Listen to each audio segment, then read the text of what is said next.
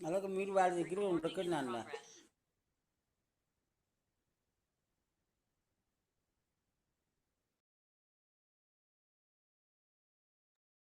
శ్రీ గురుభ్యో నమ. వ్యాస విరచిత శ్రీమద్ భాగవతంలో దశమ స్కందంలో 54వ అధ్యాయం చెప్పుకుంటున్నా.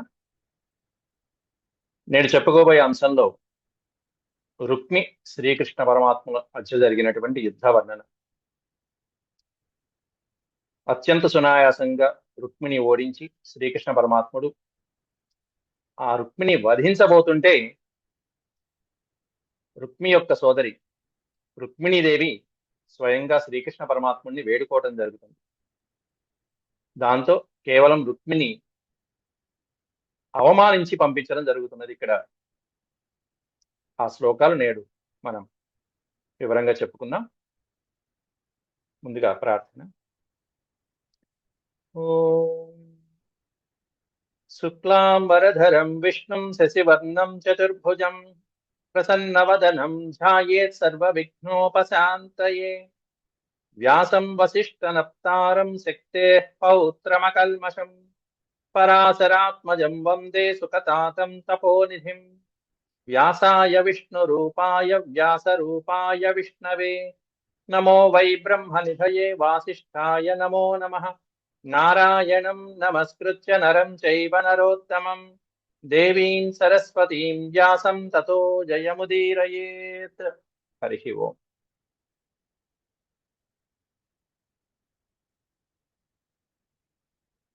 ఈ 54వ అధ్యాయంలో మనం పూర్వపాఠంలో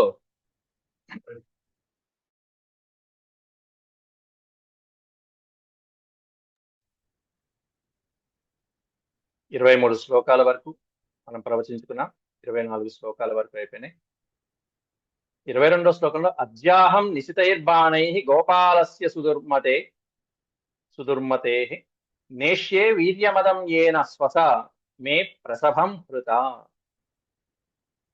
నా సోదరిని నువ్వు ఈ విధంగా అపహరించుకు వెళ్తున్నావు. ఎవరి చేతైతే నా సోదరి అపహరించబడిందో అతన్ని ఇప్పుడే నా యొక్క నిశితమైనటువంటి బాణాలతో వధిస్తాను అని చెప్పి రుక్మి వీరప్రగల్భాలు పలుకుతూ వెళ్తున్నాడు. ఆగమని చెప్తున్నాడు అక్కడ. వికథమాన కుమతిరీశ్వరస్య అప్రమాణవిత్ తథేనైకైన గోవిందం తిష్టతిష్టేత్యథాహ్వయత్. కృష్ణ పరమాత్ముడిని నిందించడం కూడా జరిగింది. ఈ నిందలో ఉన్నటువంటి విశేషాలు కూడా మనం నిన్న సవివరంగా చెప్పుకున్నాం. ఆంధ్ర భాగవతంలో ఎలా వివరించారో అద్భుతమైనటువంటి రీతిలో ఆ నిందాస్తుతి, నిందించడంలోనే స్తుతించడం అనేటువంటిది ఏ విధంగా ఉంటుంది అనేటువంటిది మనం చెప్పుకున్నాం. ఆ తర్వాత ధనుర్వికృష్య సుదృఢం జఘ్నే కృష్ణం త్రిభిః శరైః ఆహచాత్ర క్షణం తిష్ట యదూనాం కులపాంసన. ధనుర్వికృష్య సుదృఢం జఘ్నే కృష్ణం త్రిభిః శరైః. వీడు ఓ పక్కన ప్రగల్భాలు పలుకుతూ ఈ రుక్మి తిష్ట తిష్ట యదూనాం కులపాంసన, యాదవ వంశానికి కులానికి వంశానికి అప్రతిష్ట తెచ్చేటువంటి ఓ కృష్ణ తిష్ట, ఆగు ఆగు, ఒక క్షణం ఆగు. ఆహచ అత్ర క్షణం, ఒక క్షణం ఆగు, నిలువు అక్కడ అని చెప్పి అరుస్తూ ఓ పక్కన రుక్మి ఆ మాట అంటూనే ధనస్సుని సంధించి 3 బాణాలతో శ్రీకృష్ణ పరమాత్ముడి యొక్క లలాటం మీద కొట్టాడు.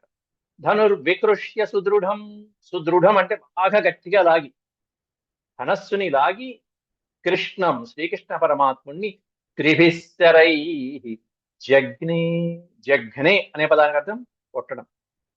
3 బాణాలతో, నిశితమైనటువంటి బాణాలతో స్వామివారి లలాటాన్ని తాకెట్టు కొట్టాడు. ఆయన కాస్త ఆ లలాటానికి తగిలి అవి అంతర్ధానమైపోయినాయి. కుత్ర యాసి స్వసారం మే ముషిత్వా ధ్వాంక్షవద్భవిః హరిష్యేద్యమదం మందమాయిన కూటయోధినః. మళ్ళీ ఇక్కడ నిందిస్తూ కుత్రయాసి, ఎక్కడికి వెళ్తున్నావు? ఓ కృష్ణ, ఎక్కడికి వెళ్తున్నావు? స్వసారం మే ముషిత్వా ధ్వాంక్షవద్భవిః. స్వసారం మే అంటే నా సోదరుని తీసుకుని నువ్వు ఎక్కడికి వెళ్తున్నావు? వదిలిపెట్టు, నా సోదరుని వదిలిపెడతావా లేదా? ధ్వాంక్షవత్ హవిః అన్నాడు అక్కడ. ధ్వాంక్షవత్ హవిః, యజ్ఞం చేసేటప్పుడు ఆ యజ్ఞ హవిస్సుని, యజ్ఞ పదార్థాన్ని, నైవేద్య పదార్థాన్ని ఒక కాకి వచ్చి అపహరించుకుని తన్నుకుని వెళ్ళిపోయినట్టుగా హవి హవిహి అనే పదార్థానికి అర్థం యజ్ఞ హవిస్సు పదార్థం. యజ్ఞంలో అగ్నిదేవుడికి సమర్పించేటువంటి అత్యద్భుతమైనటువంటి పవిత్రమైనటువంటి హవిస్సు. ఆ హవిస్సుని ద్వాంశవత్ ఒక కాకి వచ్చి ఓ పక్షి వచ్చి తన్నుకుపోయి వెళ్ళిపోయినట్టుగా కాకి అపహరించి తీసుకువెళ్ళినట్టుగా ఆ విధంగా వెళ్తున్నావు. ఆ చెల్లెల్ని ఈ విధంగా అపహరిస్తున్నావు కాకిలాగా. కాకి అని చెప్పి కృష్ణుని కాకితో పోల్చాడు ఇక్కడ. ఇది వీడి యొక్క ప్రలాపన. కాబట్టి ఆ విధంగా వెళ్తున్నావు. హరిష్యేద్య మదం మంద. మంద అంటే మూర్ఖుడా అని అర్థం అక్కడ. హరిష్యే అద్య మదం, ఈ రోజు నీ యొక్క మదాన్ని హరించేస్తాను. నీ యొక్క మదము, నీ పొగరు, అహంకారాన్నంతా ఈ రోజు హరించేస్తాను. మదం మంద. మంద ఓ మూర్ఖుడ. మాయిన, మాయలు పన్నేటువంటి ఓ మాయలాడి. కూటయోధిన, కూటము అంటే రహస్యముగా, నిగూఢంగా, అనేకమైనటువంటి మారు వేషాలతోనూ ఈ విధంగా యుద్ధం చేసేటువంటి వీరుడివి. అంటే స్వయంగా ఎదురుపడి యుద్ధం చేయలేనటువంటి పిరికివాడు ఎవడైనా ఉంటే అట్లాంటి వాడు ఈ విధంగా కూటంతో అంటే మోసంతో యుద్ధం చేస్తూ ఉంటాడు. అట్లా యుద్ధం చేసేటువంటి మోసగాడివి నువ్వు, మాయావి నువ్వు, కపటంగా యుద్ధం చేసేటువంటి వాడు, కపట విద్యలు తెలిసినటువంటి వాడివి నువ్వు. అట్లాంటి నువ్వు నా చెల్లెల్ని తీసుకువెళ్తావా అని చెప్పి 3 బాణాలతో కొట్టి అక్కడి నుంచి అరుస్తున్నాడు, వదిలిపెట్టను. పైగా నా బాణాలతో నిన్ను సంహరించక ముందే నా చెల్లెల్ని వదులుతావా లేదా అంటూ తర్వాత శ్లోకంలో కూడా అరుస్తున్నాడు అక్కడ రుక్మి. యావన్నమే హతో బాణై, మే బాణై నహత యావత్. ఎప్పటి వరకైతే నా బాణాలు వచ్చి నిన్ను చంపవో, ఈ లోపలే ప్రాణాలు ఉన్నప్పుడే నా చెల్లెని వదిలిపెట్టు. ప్రాణాలు పోయిన తర్వాత ఇంకెవరు కాపాడలేదు. యావన్నమే హతో బాణై శయీథా ముంచ దారికాం అన్నాడు. దారికాం ముంచ, రాకుమార్తె అయినటువంటి నా సోదరుని రుక్మిణిని వదిలిపెడతావా లేదా? ముంచ ముంచ, విడిచిపెట్టు. నా బాణాలతో నువ్వు శాశ్వతంగా నిద్రపోతావు. లేకపోతే నా బాణాలు, నా శర పరంపరలకి నువ్వు శాశ్వతంగా నిద్రపోకముందే ఇదిగో నా రాకుమార్తె అయినటువంటి దారిక రాకుమార్తె రుక్మిణీదేవి, నా సోదరి అయినటువంటి ఈమెను వదిలిపెడతావా లేదా అని చెప్పి రుక్మి కాస్త శ్రీకృష్ణుడితో ప్రగల్భాలు పలుకుతూ తానేదో శ్రీకృష్ణ పరమాత్మను జయించేస్తాననే అట్టహాసంతో వెళ్తున్నాడు. ఇంతమంది రాజుల్ని జరాసంధుడు లాంటి వాళ్లే మట్టి గరిచారనే జ్ఞానం కూడా లేదు వీడికి. కాకపోతే సోదరి కదా అనేటువంటి, తాను సోదరుడు అనేటువంటి ఒక అహంకారము, కృష్ణుడి పట్ల ఉన్నటువంటి వైరభావము ఇదిగో ఈ విధంగా తీసుకొచ్చాయి. లేకపోతే ఇంకోటైతే ఆ జరాసంధుడు, శిశుపాలుడు మొదలైనటువంటి వాళ్ళు ఎప్పుడైతే మట్టి గరిచారో యుద్ధరంగంలో కృష్ణ పరమాత్ముడి చేతిలో, అప్పుడే జ్ఞానం తెచ్చుకునేవాడు. కానీ వీడికి ఉన్నటువంటి అహంకారం, పైగా వీళ్ళందరూ ఓడిపోయారు, ఈ ఓడిపోయిన తర్వాత నేను కృష్ణ పరమాత్మని గెలిస్తే అప్పుడు నేను గొప్పవాడిని అయిపోతాను, వీళ్ళందరికంటే అధిగున్నవుతాననే పొగరు ఓ పక్కన, కృష్ణుడి పట్ల ఉన్నటువంటి ద్వేషభావం ఓ పక్కన, వీటన్నిటితో మిడిసిపాడుతూ వచ్చాడు. అట్లాంటి వాడికి ఇప్పుడు సన్మానం జరగబోతుంది కృష్ణ పరమాత్ముడి చేతిలో. చక్కగా కృష్ణుడు వీడి యొక్క చర్యలన్నిటికీ ఓ పక్కన 3 బాణాలతో కొట్టాడు. కొట్టినప్పటికీ కూడా కృష్ణుడు స్మయన్ కృష్ణ, చిరునవ్వుతో ఓసారి చూశాట ఈ వెధవని. స్మయన్ కృష్ణో ధనుశ్చిత్వా షడ్భిర్వివ్యాధ రుక్మిణం. ఇక్కడ రుక్మిణి అనే పదాలు జాగ్రత్తగా చూసుకోవాలండి. రుక్మిణి అన్నప్పుడు రుక్మిణీదేవి అని వాడతాం. ఇక్కడ రుక్మిణం అంటే రుక్మిణీదేవి గారు, సోదరుడైనటువంటి రుక్మి అని అర్థం. అక్కడ నా అనేటువంటి అక్షరం విభక్తుల్ని బట్టి వస్తుంది. విభక్తుల్ని బట్టి రుక్మిణం.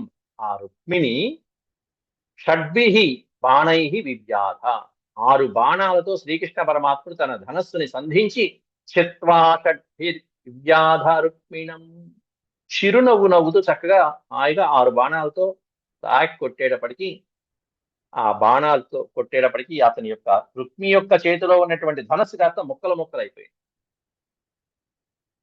ఆ తర్వాత అష్టభిశ్చతురో వాహాన్ ద్వాభ్యాం సూతం ధ్వజం త్రిభిః సచాన్యత్ ధనురాదాయ కృష్ణం వివ్యాధ పంచభిః. వ్యాసుడు లెక్కల్లో చాలా కళాఖండిగా ఉంటాడు. ఎక్కడ లెక్క తక్కువ కానివాడు, ఎక్కువ కానివాడు. ఎన్ని బాణాలు కొట్టారు? వాడు 3 వేస్తే ఇక్కడ కృష్ణ పరమాత్ముడు 6 బాణాలు, తర్వాత ఇతను మళ్ళీ 6 బాణాలతో కొట్టాడు కృష్ణ పరమాత్మ. అష్టభిః చతురో వాహన్ అన్నాడు అక్కడ. మొత్తం 8 బాణాలు తీసుకుని 8 బాణాలతో ఆ 8 శరములతో అతని యొక్క రథాశ్వాలు ఏవైతే ఉంటాయో చతుర్వాహన్ అంటే 4 వాహనములు. ఆ వాహనానికి కట్టేటువంటి 4 అశ్వాలు ఏవైతే ఉంటాయో ఆ 4 అశ్వాలని రథాలకి కట్టిన రథాశ్వాలను 4టిని కూడా 8 బాణాలతో కొట్టి పారేశారు. అశ్వాలు కుప్పకూలాయి, రథం కదలట్ల. తర్వాత 2 బాణాలతో ద్వాభ్యాం సూతం, 2 బాణాలతో రథసారథిని, సూతుడు అంటే రథసారణ్ణి కాస్త మట్టి కరిపించాడు కృష్ణుడు. ధ్వజం త్రిభిః, 3 బాణాలతో రథము ముక్కలు ముక్కలైపోయింది. 3 బాణాలతో రథం యొక్క ధ్వజ పతాకాలు మొదలైనటువంటివన్నీ చిన్నాభిన్నమైపోయినాయి. సచ అన్యధనురాదాయ, సచ ఆ పడిపోయినటువంటి రథం నుంచి విహతుడైపోయినటువంటి వాడు, కింద పడిపోయినటువంటి వాడు కాస్త రుక్మి వేరొక ధనస్సు తీసుకున్నాడు మళ్ళీ.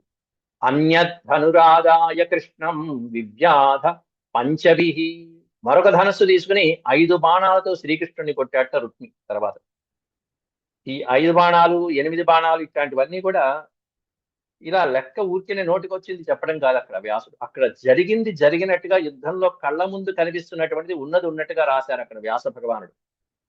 కనిపించింది కనిపించినట్టుగా ఎన్ని బాణాలు లెక్క పెట్టి మరీ రాశారు అక్కడ స్వామివారు. వ్యాసుల యొక్క మాట అనేటువంటిది ఎంత కళాఖండిగా ఉంటుందంటానికి ఇవే నిదర్శనాలు. ఎన్ని బాణాలతో ఎలా సంధించారో, ఎలా యుద్ధం జరిగింది అనేటువంటివన్నీ కూడా మనకి నేర్చుకునే అంశాలు. పైగా ఈ అష్టభిః చతుర్భిః ఇట్లాంటి వాటి ద్వారా సంస్కృతంలో ఉండేటువంటి సంఖ్యలు మనకి తెలుస్తూ ఉంటాయి. కొంతమందికి ఎప్పటికీ తిథులు తెలియనటువంటి వాడు కూడా ఉంటారు. ఏకాదశ తెలుసు, లేకపోతే ప్రథమా తెలుసు, తర్వాత తిథులు ఏమిటి అనేటువంటి తెలియదు. ఇట్లాంటి వాటి వల్ల సంఖ్యాశాస్త్రం అనేటువంటిది కూడా చెప్పడం అనేటువంటి ఒక న్యాయం. అలాగే తైస్తాడితః సరౌఘైస్తు చిచ్ఛేద అనురచ్యుతః పునరన్యదుపాదత్త తదప్యచ్చినదవ్యయః. తైస్తాడితః సరౌఘైస్తు చిచ్ఛేద ధనురచ్యుతః. అచ్యుతః శ్రీకృష్ణ పరమాత్ముడు ఆ తర్వాత రుక్మి యొక్క శరాల్ని తట్టుకుని ఎదురుకుండా నిలిచి ఆ తన శర పరంపరలతో మొట్టమొదటిగా ధనస్సుని ముక్కలు ముక్కలు చేస్తున్నాడు. తైస్తాడిత అనే పదానికి అర్థం తై అంటే అతని చేత, ఆ రుక్మి చేత కొట్టబడినటువంటి అచ్యుత శ్రీకృష్ణ పరమాత్ముడు ఆ శరాల చేత కొట్టబడి చిచ్ఛేద ధనస్సుని స్వీకరించి పునరన్య ధనురుపాదత్త వేరొక ధనస్సు తీసుకుని తదప్యచ్చినత్ అవ్యయ. అచ్చినత్ అంటే ఖండించుట అని అర్థం. శరపరంపరతో ఆ రుక్మి యొక్క ధనస్సు ఏదైతే ఉందో ఆ ధనస్సుని అతడు తీసుకునేటువంటి ఆయుధాలు ఏవైతే వాటిని అన్నింటి కూడా ఛిద్రం ఛిద్రం చిన్నత్తి చిన్నత్తి చిన్నత్తి ఛిద్రం చేసి పారేస్తున్నాడు, ముక్కలు ముక్కలు చేస్తున్నాడు. ఏ ఆయుధం తీసుకున్నా ఆయుధాన్ని ముక్కలు చేస్తున్నాడు శ్రీకృష్ణ పరమాత్ముడు రుక్మి యొక్క ఆయుధాలు. ధనస్సులన్నీ అయిపోయిన తర్వాత ఇంకా అక్కడ నిలిచిపోయినటువంటి రథంలో రుక్మి వేరొక ఆయుధాలని ఏవైతే ఉన్నాయో వాటిని గ్రహిస్తున్నాడు. తీసుకున్నట్టుగా కొట్టిపారేస్తున్నాడు శ్రీకృష్ణ పరమాత్మ. ఆయుధాల పేర్లు కూడా చెప్తున్నాడు. ఆనాటి కాలంలో యుద్ధంలో విపరీతంగా అద్భుతంగా వాడినటువంటి ఆయుధాలు ఇవన్నీ. పరిఘం పట్టిశం శూలం చర్మాసి శక్తితో మరౌ యద్యదాయుధమాదత్త తత్సర్వం సోచ్చినత్ హరిహి. ఈ సోచ్చినత్ హరి అనే పదంలో సోచ్చినత్ హరిహి విడతీస్తే సహా అచ్చినత్ హరి. ఇంకా గ్రామటికల్ గా మనం విడతీసుకుంటే గనక సహా అంటే శ్రీకృష్ణ పరమాత్ముడు, ఆ శ్రీకృష్ణ పరమాత్ముడు సహా హరిహి ఆ కృష్ణ పరమాత్ముడు అచ్చినత్ ప్రతి ఆయుధాన్ని ఖండించేశాడు. రుక్మి తీసుకుంటున్నటువంటి పరిఘ అనేటువంటి ఆయుధము, పట్టిశము అనే ఆయుధము, శూలము, చర్మము, అసి అంటే ఖడ్గము, అసి శక్తి ఆయుధం అంటారు. అంటే మనం కుమారస్వామి చేతిలో ఉండేటువంటి శక్తి ఆయుధం ఎట్లా ఉంటుందో అలాంటిదే శక్తి ఆయుధం. అలాంటిదే తోమరము మొదలైనటువంటి ఏవైతే ఉన్నాయో ఈ రకరకాలైనటువంటి ఆయుధాలు, గద కాకుండా మిగిలినటువంటి ఆయుధాలన్నీ ప్రయోగించాడు. యద్యత్ ఆయుధమాదత్తం, ఏ ఆయుధాన్నైతే ఆదత్తం గ్రహిస్తూ ఉన్నాడో రుక్మి, ఆ ఆయుధాలన్నింటినీ కూడా తత్సర్వం సహ కృష్ణ అచ్చిన ఆ శ్రీకృష్ణ పరమాత్మను ముక్కలు ముక్కలు ఛిద్రం చేసి పారేస్తున్నాడు. ఆ తర్వాత తతో రథాదవప్లుత్య ఖడ్గపాణిర్జిఘాంసయా కృష్ణమభ్యద్రవత్ క్రుద్ధః పతంగ ఇవ పావకం. ఇంకా కోపించినటువంటి ఆ రుక్మి రథాత్ అవప్లుత్య, రథం నుంచి ఒక్క దూకు దూకి కిందకి, ఖడ్గపాణిర్హి, చేతిలో ఖడ్గం తీసుకున్నాడు. ఖడ్గం తీసుకుని కృష్ణుణ్ణి జిఘాంసయ, సంహరించాలనేటువంటి ఉద్దేశంతో, కృష్ణుణ్ణి ఎలాగైనా సరే సంహరించాలి, ఇన్ని దెబ్బలు తిన్నాడు, ఆయుధాలన్నీ అయిపోయినాయి, ఇంకా జ్ఞానోదయం అవ్వాలి వాడి, చివరి నిమిషం వరకు పోరాడాలని, అవమానం పొందాలని. జిఘాంసయ కృష్ణమభ్యద్రవత్ క్రుద్ధ, క్రుద్ధ కోపించినటువంటి వాడి శ్రీకృష్ణుడి మీద విరుచుకుపడుతున్నాడు. కృష్ణం అభ్యద్రవత్, అద్రవత్, కృష్ణుడికి ఎదురుపడి వెళ్ళి ఇంకా యుద్ధం చేయాలని ఎలా పడుతున్నట్టు అంటే, పతంగ ఇవ పావకం అని అద్భుతమైనటువంటి ఉపమానం చెప్పారు అక్కడ. ఏమిటా ఉపమానం అంటే, పతంగ ఇవ పావకం. పావకం అంటే అగ్నిలో ఏదో బాగుంది కదా అని చెప్పి ఇష్టంగా పడి ఆ అగ్నిదేవుడి చుట్టూతా తిరుగుతున్నటువంటి మిడత వలె, మిడత ఏదో అనుకుని చెప్పి ఆ అగ్ని చుట్టూతా తిరుగుతూ ఉంటుంది, జ్వాల చుట్టూతా తిరుగుతూ ఉంటుంది. తనకి ఇష్టమైంది ఏదో అక్కడ ఉందని చెప్పి, వెచ్చగా ఉందనో అక్కడికి వెళ్తుంది. చివరికి ఆ పతంగం కాస్త చివరికి ఏమవుతుంది, ఆ పావకం అగ్నిలో పడి అదే వస్తుంది. మిడత యొక్క లక్షణం, పురుగు, దీప పురుగుల లక్షణాలు అవి. కాబట్టి ఆ దీప పురుగు అనేటువంటిది దీపాన్ని చూసి ఏ విధంగా ఇష్టంగా వెళ్తుందో, ఇంకేముంది అచ్చేస్తా ఇచ్చేస్తా అని చెప్పి వెళ్తుందో, దీపానికి ఎదురు వెళ్ళి, ఆ అగ్నికి ఎదురు వెళ్ళి చివరికి దీపం పురుగు యొక్క పరిస్థితి ఏమవుతుందో, రుక్మి యొక్క పరిస్థితి ఆ విధంగా అయింది. కాబట్టి ఇక్కడ కృష్ణ భగవానుని పవిత్రమైనటువంటి అగ్నిదేవుడితో పోల్చారు, వీణ్ణే ఉన్న మిడత వలె పోల్చారు. పతంగ ఇవ పావకం. అట్లా రుక్మి శ్రీకృష్ణ పరమాత్ముడికి అభిముఖంగా వెళ్ళాడు ఖడ్గం తీసుకుని. తస్య చాపతతః ఖడ్గం తిలసశ్చర్మ శేషుభిః చిత్వాసి మాదదే తిగ్మం రుక్మిణం హంతుముద్యతః. తస్య చ ఆపతతః ఖడ్గం, ఖడ్గం తీసుకుని కృష్ణుని మీద దూకుతున్నటువంటి ఆ రుక్మిణి, శ్రీకృష్ణ పరమాత్ముడు ఆ చేతిలో ఉన్నటువంటి ఖడ్గాన్ని తన యొక్క శరములతో తిలసశ్చర్మ చ ఇషుభిః, చివర్లో ఈ పదాన్ని విడదీస్తే చ ఇషుభిః, ఈ రెండు పదాల కలయిక ఉంది. ఇషుభిః అంటే శరములు.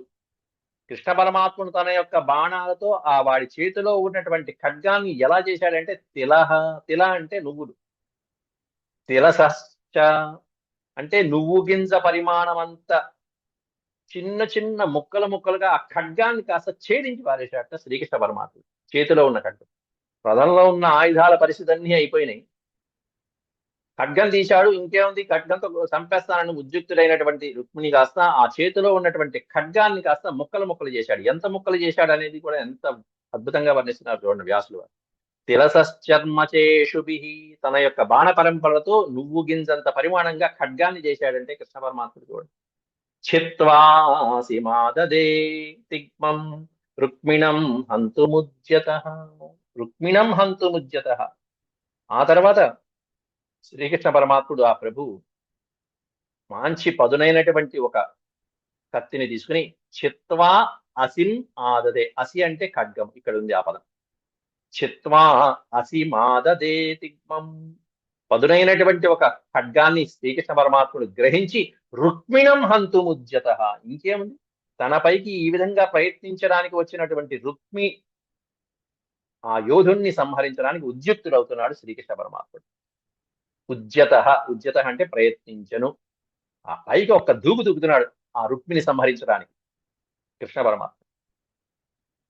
దాంతో ఖడ్గంతో కృష్ణ పరమాత్ముడు ఆ దూకినటువంటి ఆవేశము, ఆ బయలుదేరినటువంటి ఆవేశం చూసేటప్పటికీ వెంటనే రుక్మిణీదేవి కాస్త వెంటనే కాళ్ళు పట్టుకుంది శ్రీకృష్ణ పరమాత్మ. ఆ పట్టుకున్నటువంటి తీరు ఎలా ఉందో చక్కగా వర్ణిస్తున్నారు అక్కడ. దృష్ట్వా భ్రాతృవధోద్యోగం రుక్మిణీ భయ విహ్వల పతిత్వా పాదయోర్ భర్తురువాచ కరుణం సతీ. దృష్ట్వా భ్రాతృవధోద్యోగం, భ్రాతృవధ ఉద్యోగం, ఉద్యోగం అంటే ప్రయత్నం, మహాభారతంలో ఉద్యోగ పర్వం అని, ఉద్యోగం ప్రయత్నం. కాబట్టి ఇక్కడ ఏ ప్రయత్నంలో ఉన్నాడు కృష్ణుడు, తన సోదరుడైనటువంటి రుక్మిణి సంహరించేటువంటి ప్రయత్నంలో ఉన్నటువంటి ఆ శ్రీకృష్ణ పరమాత్ముని దృష్ట్వా చూసి, రుక్మిణి భయ విహ్వల, రుక్మిణీదేవి భయ విహ్వల, భయంతో వణికిపోయింది, ఒక్కసారి చెలించిపోయింది, ఒక్కసారి ఆమె కంపించిపోయింది.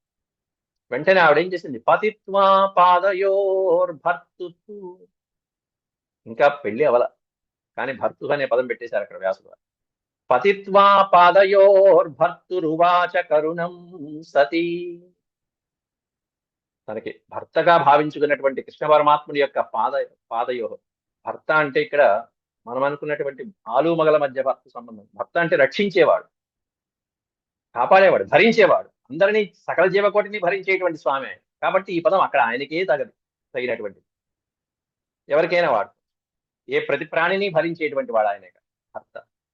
పతిత్వా పాదయోర్భర్తురువాచ కరుణం సతీ, వెంటనే ఆ శ్రీకృష్ణ పరమాత్ముని యొక్క పాదాల మీద పతిత్వ పడిపోయి కరుణమైనటువంటి వచనాలతో ఈ విధంగా ఉవాచ, కరుణమైనటువంటి వచనాలతో దీనంగా అభ్యర్థిస్తున్నది రుక్మిణీదేవి. సోదరుణ్ణి సంహరించవద్దని వేడుకుంటున్నది.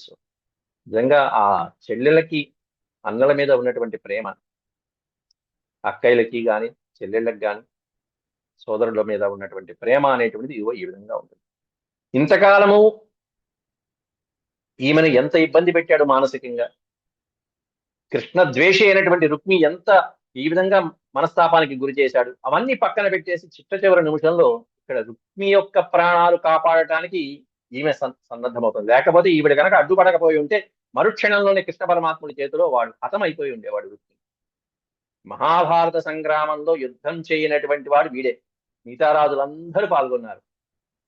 ఒక బలరాముడు తీర్థయాత్రలకు వెళ్ళిపోయాడు, నేను యుద్ధం ఏ పక్షాన వహించదని చెప్పి పాండవుల పక్షంలో లేడు, కౌరవ పక్షంలో లేడు. రెండో వాడు ఎవడంటే ఈ రుక్మిణి, రుక్మిణీదేవి యొక్క సోదరుడైనటువంటి రుక్మి మహాభారత సంగ్రామంలో ఎటువైపు పాల్గొనలేదు. ముందు అర్జునుడిని సంప్రదించాడు, కృష్ణుడిని వదిలేస్తే నేను నీకు సహాయం చేస్తాను, కృష్ణుడిని వదిలేసేయని చెప్పి అర్జునుడి దగ్గరికి వచ్చాడు. సరే, అర్జునుడికి అసలు చివాట్లు పెట్టి పంపించాడు. తర్వాత కౌరవుల దగ్గరికి వెళ్ళి దుర్యోధనుడిని ఆశ్రయించాడు. దుర్యోధనుడు కూడా నాకు అక్కలకు పాండవులు అర్జునుడి దగ్గరికి వెళ్ళి ముందు వాళ్ళ దగ్గరికి వెళ్ళి నా దగ్గరికి వస్తావు, నాకు అక్కర్లేదు పో అన్నాడు దుర్యోధనుడు కూడా. అటుకాక ఇటుకాక సన్నాసిలాగా వెధవలాగా తయారైనటువంటి వాడు రుక్మి. అట్లాంటి వాడు మహాభారత సంగ్రామం, వీళ్ళు తప్ప మిగతా వాళ్ళు మహాభారత సంగ్రామంలో మొత్తం ప్రపంచంలో ఉన్నటువంటి రాజులందరూ యుద్ధంలో పాల్గొన్నారు, మరణించారు, భూభారం తగ్గించేశారు కృష్ణ పరమాత్ముడు. ఏమంటుంది ఇక్కడ రుక్మిణీదేవి, అట్లాంటి రుక్మి యొక్క ప్రాణాలు కాపాడటానికి సోదరి రుక్మిణీదేవి కృష్ణ పరమాత్ముని వేడుకుంటుంది. యోగేశ్వర ప్రమేయాత్మన్ దేవదేవ జగత్పతే హంతుం నార్హసి కళ్యాణ భ్రాతరం మే మహాభుజ. యోగేశ్వర అప్రమేయ ఆత్మన్, హే అప్రమేయ, ఓ యోగేశ్వర, యోగ సాధకులకందరికీ కూడా, యోగేశ్వరులందరికీ కూడా ఈశ్వరుడివి నువ్వు, సమస్త ప్రాణికోటికి ఆత్మస్వరూపుడమైన వాడు, దేవదేవ జగత్పతే, హే జగన్నాథ, దేవదేవ, దేవతలకే దేవుడు అయినటువంటి వాడివి నువ్వు. కాబట్టి నీవు హంతుం నార్హసి మే భ్రాతరం, నా సోదరుడైనటువంటి ఈ రుక్మిణి హంతుం నార్హసి, చంపవద్దు స్వామి, చంపడానికి తగినటువంటి వాడి కాదు, నువ్వు చంపవద్దు అని చెప్పడం. హే మహాభుజ, బలమైనటువంటి భుజస్కంధాలు కలిగినటువంటి వాడు, మహానుభావ, కళ్యాణ ప్రభు, భ్రాతరం మే హంతుం నార్హసి, నా అన్నయ్యని, నా సోదరుని సంహరించవద్దయ్యా అని చెప్పి వేడుకుంటున్నది ఇక్కడ. ఆమె కాళ్ళు పట్టుకున్నటువంటి ఆ స్థితి, ఆ వేడుకున్నటువంటి ఆ పరిస్థితి, ఆమె దుస్థితి, కరుణాన్వితమైనటువంటి శ్రీకృష్ణ పరమాత్ముడు చూసి చెలించిపోయి ఆగిపోయాడు. ఒక్క క్షణంలో, మరుక్షణంలో ఆగిపోయాడు. అదంతా శ్రీ సుఖయోగేంద్రుల వారు చక్కగా వివరిస్తున్నారు అక్కడ ప్రధానంగా ఇంకా చెప్పవలసినటువంటి అంశాలు ఏంటంటే, ఒకటేమన్నా తాను చేసుకోబోయేటువంటి భార్య అందులో మొదటిసారి కోరుకున్నది ఇక్కడ, కాబట్టి ఆ కోరిక చెల్లించాలి ఒక పక్క. రెండోది ఏమన్నా, ఈ విధంగా రుక్మిణిని వివాహం చేసుకుందామని రుక్మిణీదేవితో పాటుగా వెళ్తున్న కృష్ణ పరమాత్ముడు రుక్మిణి గనక సంహరించి పెళ్లి చేసుకుంటే తర్వాత రుక్మిణీదేవి యొక్క తండ్రి వాళ్ళు అత్తమామలు పోని సంతోషిస్తారా? పెళ్ళయిందని సంతోషించాలా, లేకపోతే అల్లుడి చేతిలోనే తన పెద్ద కుమారుడు ఈ విధంగా మరణించాలని శోకించాలా? కాబట్టి ఈ రెండు వ్యత్యాసాలు ఉంటాయి. ఈ రెండు వాళ్ళు మనసులో భావించుకోవాలి. కొత్త అల్లుడు వచ్చాడు, శ్రీకృష్ణుడు అల్లుడుగా వచ్చాడు అమ్మాయికి అని చెప్పి సంతోషించాలా? సాక్షాత్తు శ్రీమన్నారాయణుడు. కాబట్టి వాళ్ళ పరిస్థితి ఎలా ఉంటుంది అనేటువంటిది కూడా ఆలోచించుకోవాలి. అంతకంటే ముఖ్యమైనటువంటి విషయం ఏంటంటే, ఇప్పుడు ఇతన్ని సంహరించారా? ఇప్పటికి ఇంకా పెళ్లి కూడా అవ్వలేదు. ఆవిడ ఇంటి పేరు మారలేదు. ఇంటి పేరు మారకుండా ఇతన్ని గనక సంహరించారు అంటే గనక మళ్ళీ సూతకం వస్తుంది. మైలు వస్తుంది. మైలు పట్టాల్సి వస్తుంది. అసలే ముహూర్తం. మంచి ముహూర్తం అని చెప్పి ఆవిడ ముహూర్తం పెట్టుకుని మరీ బయలుదేరింది. ఆ ముహూర్తం గనక వేళ దాటింది అంటే గనక మళ్ళీ కాబట్టి ఇన్ని ఇబ్బందులు వస్తూ ఉంటాయి కాబట్టి అతన్ని సంహరించవద్దయ్యా అని చెప్పి వేడుకుంటున్నది తల్లి అక్కడ రుక్మిణీదేవి. ఎన్నో రకాలు. ఒకటి కాదు. కాబట్టి ఆ వేడుకోవటంలోనే ఒక పక్కనే ఉన్న నా సోదరుడు అనేటువంటి భావన. కాబట్టి అందులోనూ ఈ శుభకార్యం జరిగేటువంటి వేళలో ఈ ఉపద్రవం. పైగా మీకు అంతకుముందే ఒక విషయం కూడా చెప్పాను. అంతఃపురంలోకి వస్తే నా వాళ్ళని సంహరించవలసి వస్తుందనేటువంటిది నువ్వు ఆలోచిస్తావేమో. అది కూడా శ్రమ లేకుండా నేను గుడి దగ్గరికి వస్తున్నాను, గౌరీదేవి పూజ నెపంతో నేను గుడి దగ్గరికి వస్తున్నాను కాబట్టి మా వాళ్ళని ఎవరిని సంహరించక్కర్లేదని ముందు మాటలోనే ఉన్నది. ఇవన్నీ కనుక మనం సమన్వయం చేసుకుంటే రుక్మిణీదేవి యొక్క ప్రభావము అయ్యవారి మీద ఎంత ఉన్నది, ఆమె ఎంత ముందు చూపుతో ఉన్నది అనేది కూడా మనకు అర్థమవుతుంది. రుక్మిణీదేవి యొక్క ముందు చూపు ఎంత ఆలోచించి ఆవిడ నిర్ణయం తీసుకుంది, ఈ మాట అంది అనేది మనకు అర్థమవుతుంది. అట్లాంటిది శ్రీకృష్ణ పరమాత్ముడు తర్వాత మరి ఆ రుక్మిణి ఏం చేశాడు? వదిలేశాడా లేదా? శ్రీశుక ఉవాచ తయా పరిత్రాస వికంపితాంగయా శుచావసుష్యన్ ముఖరుద్ధ కంఠయా కాతర్య విశ్రంసిత హేమమాలయా గృహీత పాద కరుణోన్యవర్తత. సుఖయోగిందుల వారు ఆ రుక్మిణీదేవి యొక్క పరిస్థితిని వర్ణిస్తున్నారు. తయా అంటే ఆమె చేత. ఎట్లాంటి ఆ రుక్మిణీదేవి అంటే పరిత్రాస వికంపిత అంగయ. అంగములు అంటే శరీర భాగములు. వికంపిత కంపనం, వణికిపోతున్నటువంటి శరీర భాగాలు కలిగింది. పరిత్రాస చెమట్లు పట్టి ఒళ్ళంతా ఒకసారి కంపించిపోయి రుక్మిణీదేవి భయంతో కంపించిపోతున్నటువంటి ఆ శరీరంతో ఎక్కడ సంహరించేస్తాడా శ్రీకృష్ణ ప్రభు తన సోదరుణ్ణి అనేటువంటి భయంతో శుచావసుష్యన్ ముఖ రుద్ధ కంఠయ, కంఠము గద్గద స్వరంతో ఉన్నది. ఎండిపోయింది నోరు. మనకి దాహం బాగా వేసి వేసి నీళ్లు తాకపోతే గొంతు ఎలా పెడసగట్టుకుపోతుందో ఆ విధంగా గద్గదమైనటువంటి స్వరంతో స్వరం కూడా రావట్లేదు. ఆవిడ వణుకు ఓ పక్కన, భయం ఓ పక్కన, ఈ విధంగా దిగులు పడిపోయి ఎలా దిగాలుగా ఉండిపోయి దిగజారిపోతుంటే ఓ పక్కన ఒంటికి శరీరాన్ని ధరించినటువంటి ఆభరణాలన్నీ కూడా అలా జారిపోతున్నాయిట. కాతర్య విశ్రంసిత హేమమాలయ, కాతర్య విశ్రంసిత హేమమాలయ. కొన్ని కావ్యాల్లో కవులు బాగా చక్కగా అలంకారాలు చెప్తారు. ఆమె ఎంత చిక్కిపోయింది అంటే ఆమె చేతిని ధరించినటువంటి ఉంగరం కాస్త వడ్డాణంగా పెట్టుకుంది అని చెప్పి వర్ణిస్తూ ఉంటారు. ఉంగరం వడ్డాణం అయిపోయింది, హారం అయిపోయింది అంటూ వర్ణిస్తూ ఉంటారు. అంటే అంత చిక్కిపోయింది అని చెప్పడానికి వర్ణలు ఇక్కడ. ఈవిడేమన్నా ఆ ప్రకంపనలకి భయపడిపోతూ ఉంటే కాతర్యం, విపరీతమైనటువంటి భయం, వణికిపోతున్నటువంటి విశ్రంసిత, అంత కంపనం వలన ఆమె పెట్టుకున్నటువంటి ఆ బంగారుమయమైనటువంటి ఆభరణాలు ఆభూషణాలు ఏవైతే ఉన్నాయో అవన్నీ కూడా బంగారు హారాలు అనేటువంటివి శరీరం మెడలోంచి అలా జారిపోతున్నాయి, విశ్రంసితమైపోతున్నాయి. స్రంసిత అంటే జారుట. విశ్రంసిత హేమమాలయ. అట్లాంటి ఆ తల్లి వణికిపోతూ గద్గద స్వరంతో కంపించిపోతూ అస్తవ్యస్తమైపోతున్నటువంటి అలంకారాలతో గృహీత పాద కరుణోన్యవర్తత, అత్యంతమైనటువంటి కరుణార్ద్ర హృదయంతో గృహీత పాద, పరమేశ్వరుడు ఆ శ్రీకృష్ణ పరమాత్ముడి యొక్క పాదాలు పట్టుకోవడంతో ఆ కృష్ణ ప్రభు యొక్క హృదయం కాస్త ద్రవించిపోయి న్యవర్తత, తాను చేద్దామనుకున్నటువంటి ఆ రుక్మి సంహారం అనేటువంటి ఆ కార్యం నుంచి న్యవర్తత, విరమించుకున్నాడు శ్రీకృష్ణ పరమాత్ముడు, తన మనసుని మరల్చుకున్నాడు. ఆ తర్వాత ఏం జరిగింది అనేటువంటిది మరి ఆ రుక్మికి శ్రీకృష్ణ పరమాత్ముని నుదుటి మీద 3 బాణాలతో కొట్టి వీరంగం చేసినటువంటి, ఇంత వీరంగం చేసినటువంటి ఆ రుక్మికి సరైన గుణపాఠం ఎలా చెప్పాలి? పరమాత్ముడు ఒకసారి దెబ్బతిన్నాడంటే ఆ దెబ్బకి బాణాలు ఇచ్చి పుచ్చుకోవాల్సిందే, మరి ఇచ్చిన వాడు మళ్ళీ పుచ్చుకోవాల్సిందే. కాబట్టి ఎలా ఇచ్చారు? పోనీ సంహరిద్దామా అంటే సంహరించకుండా ఈవిడ అడ్డుపడింది, ఈవిడ కోరిక తీర్చాలి, సంహరించినంత పని చేయాలి మరి. కాబట్టి అట్లాంటి వాడిని సంహరించినంత పని చేయాలి. మళ్ళీ యాదవుల జోలికి రాకుండా, శ్రీకృష్ణ పరమాత్ముడి జోలికి రాకుండా మళ్ళీ దానికి తగిన శిక్ష వేయాలి. ఎటువంటి శిక్ష వేశాడు, ఎలా చేశాడు, తర్వాత రుక్మిణి సంతోషపడిందా, దుఃఖపడిందా, తర్వాత బలరాముడి యొక్క వచనాలు ఏమిటి అనేది ముందు ముందు మనం చెప్పుకుందాం రేపటి పాఠంలో. ఇంతవరకు సెలవు. ఓం శాంతి శాంతి శాంతి. యదక్షరపదభ్రష్టం మాత్రాహీనం చ యద్భవేత్ తత్సర్వం క్షమ్యతాం దేవనారాయణ నమోऽस्तु తే. సర్వం శ్రీకృష్ణార్పణమస్తు. హరి ఓం.